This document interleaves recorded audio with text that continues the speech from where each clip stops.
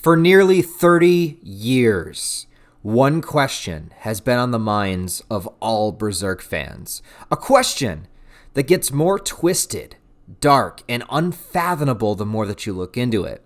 Something even greater than the history of the Skull Knight. More profound than the origins of the God Hand. I'm talking about something of which, if it were revealed to the public, would cause mass hysteria and perhaps a revolution larger than what we'd ever thought possible. I've spent the last few years scouring for any bit of information I could find on this topic, and I have talked to hundreds of Berserk fans and made a special trip across the ocean that I am sworn to secrecy never to talk about.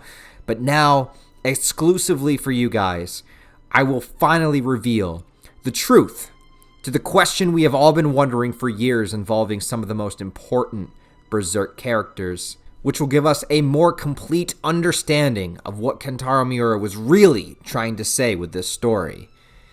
It all comes together canonically within Chapter 2, but this is when the series switched magazines and began its numbering with shorter chapters, so it's not the technical second chapter of the series, just the one called Chapter 2. You know what I'm talking about. This chapter is called Nosferatu Zod Part 1, though I do believe it was originally meant to be called Motherfucking Zod!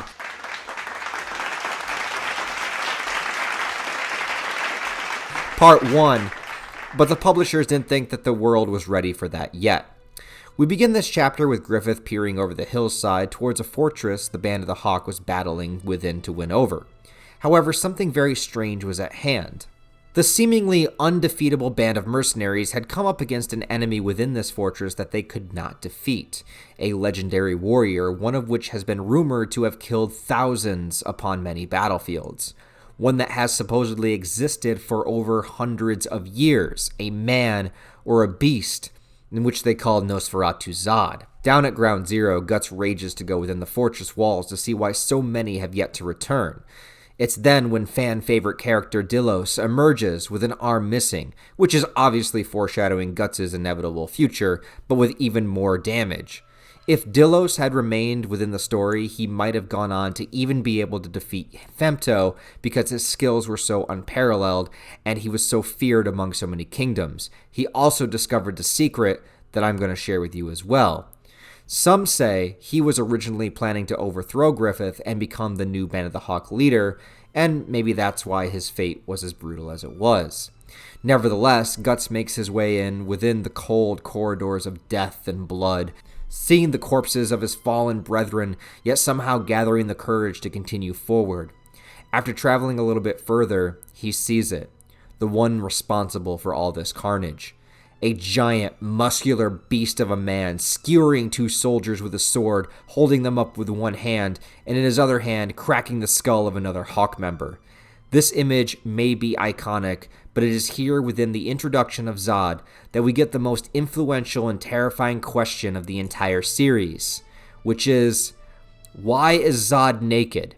And where is his dick? Zod and Guts clash within Mortal Kombat, but the entire time, Zod's balls and ass are just hanging out. He is here in nothing but his birthday suit, being drenched in the blood of his enemies, but why? This is the question that has haunted us forever, because we have to look at this seriously. Throughout the entire manga of Berserk, other than this specific scene, Zod is always seen wearing clothes. He doesn't always have protective armor on, sometimes he's just in a loincloth like on the Hill of Swords, but he's never completely naked, at least not when he's expected to be in front of people. So could he have simply just lost his clothes here within the battle? Could it be that he actively enjoys fighting naked? Was it simply a fan service moment for the many Zod simps that are out there? Or is there something else here? A secret beneath it all which will change the very fabric of everything we know about this story? See, as a narrative theme, being naked is usually a sign of vulnerability. This is how most of Guts' nude scenes are presented. However, nudity has also been discussed to be empowering, being that if you are able to feel a sense of confidence within your most vulnerable state, it will give you some kind of clarity of mind and perhaps more strength as a result. As someone like Zod would then no longer be worried about how he looks, perhaps even willing to distract his opponents by the very fact that he is naked. Nakedness is freedom in the very way that it is seen to be taboo and indecent. However, it is our natural state as living beings. And most people don't even get that proper sun nourishment and vitamin D that they need because they stay indoors and covered up all the time. Now here's where it gets interesting, because there is a recent trend called butthole sunning, where you are meant to be outside naked and you expose your brown star to the rays of sun above. And if you think about it, even the most freeingly nude people very rarely show their butthole to the sun. In fact, if you think about your own life, has your butthole ever seen the sunlight? Your butthole is in complete darkness and has been for multiple decades, but why? It's because they want you wearing clothes. It's because they don't want your butthole to see the sun. See, what if there was a secret power behind this forbidden meditation that nobody is willing to talk about? Supposedly, even a mere 30 seconds of sunlight focused directly onto your butthole will give you more energy than several cups of coffee. Consider this the world's ultimate life hack. Researchers from the Antarctic tested the effects of butthole sunning on small test groups of bunnies and found that 90% of them actually mutated into 2-story giant kaijus that ravaged the land and devoured the countryside. Now, why is that important? Well, everybody assumes that Zod is an apostle, but there is some evidence to suggest that he might be more than just that. Almost every apostle in the series completely submits to their darkest indulgences, eating humans, embracing twisted sexual desires, but Zod remains with a sense of honor and dignity. So what if Zod has actually transcended the existence of apostlehood and actually became the fiercest warrior in history because he took extra steps to get there? And what if this entire introductory scene is meant to be a clue as to why? Say that Zod discovered the amazing benefits of butthole sunning, and say he did it every single day at sunrise for the past 300 years. Imagine how powerful that could make someone, let alone someone already as strong as he was. Now, could it be that Zod was here, within this fortress, not to fight against the Hawks, but looking for a window with the best eastern exposure to position his ass for the morning ritual? The Hawks came in here looking for a fight, and instead they found Zod spreading his cheeks to the sun, and thus Zod had no choice but to slaughter them all. If just one single soldier had escaped knowing the true secret behind Zod's power, it could be disastrous, and this is why Delos was killed. Delos understood the true glory of what he was witnessing in that shining, glistening, furry asshole, and he knew that it was the only way to overthrow Griffith, but Zod never gave him a chance before ripping him in half. Now, I know what you're going to say. This doesn't make sense because Zod is technically always naked in his apostle form, and isn't that the same thing? Zod's clothes rip off him when he transforms, so what if he had just transformed earlier in the fight and that explains why he's naked? Well, no, because Zod only transforms once Guts has proven himself as a worthy opponent, and Zod commends him for this and states that it's been very long since he found somebody worthy of transforming for. So if even Delos didn't make Zod transform, then it's safe to say neither did any of the other Hawks, so this was the first time. Also, isn't it strange that a giant Minotaur-type creature would randomly sprout wings after not having them before? How did he get the wings? Why would Zod be flying? He was obviously able to grow them after the hundreds of years of extra strength given to him through his butthole by the sun. Okay, but there's something else too. Something else that explains the secret of Zod's power and the key to his clarity of mind. During this entire battle, we see that Zod is naked, but at no point do we actually see his dick. Is this simply an artist's choice by Kentaro Miura, or something much darker? See, Zod is very much like a big cat, and we know that cats are extremely horny creatures. Every male cat has barbs on its penis, like tiny jagged spikes that perform several duties. They stimulate ovulation in the female cat, as well as act like a catch so that the female cat cannot disengage until the mating is over. And that's pretty fucked up when you think about it, but it would be a perfect device for a disgusting creature like an apostle to have. An inescapable dick? Wild wishes he had that. It is my theory that Zod had such a dick but specifically removed it in order to once again propel his own strength. Without the distraction of the dick making him focus on sex and desire, Zod was then able to truly focus on what matters, making gains and killing people.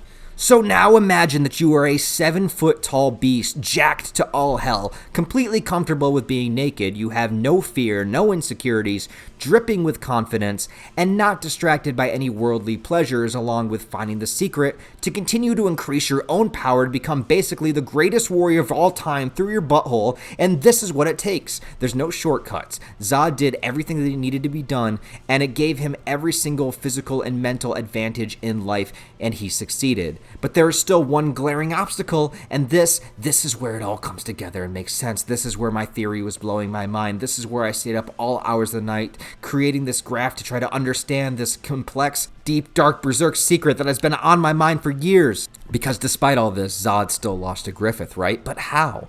How did Zod, after all these benefits and power-ups, still lose? Because Griffith is a god hand? No. It's because Griffith also does butthole sunning.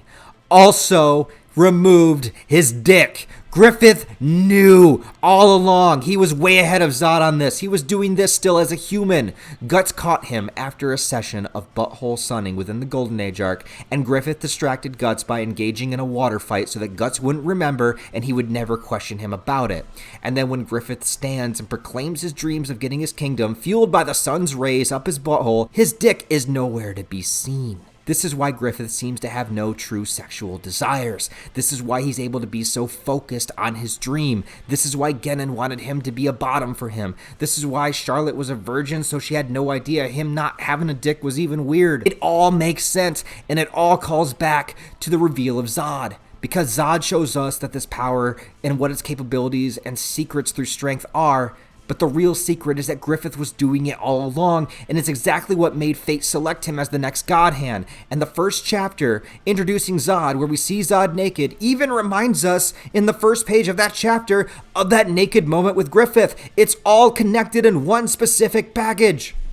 When was Guts at his most peaceful? When he was naked with Casca. But after that post-nut clarity, his dick wasn't controlling him and the sun was energizing his ass. It all comes to this and nobody has seen it yet. I alone have dissected the series enough to point out to you the truth that nobody is going to believe. True struggler, take this knowledge with you before this video is taken down, because the powers that be, the elite that rule the world, they don't want you to know this. Somebody has to live through this. Somebody has to tell the world what is actually going on. Somebody has to...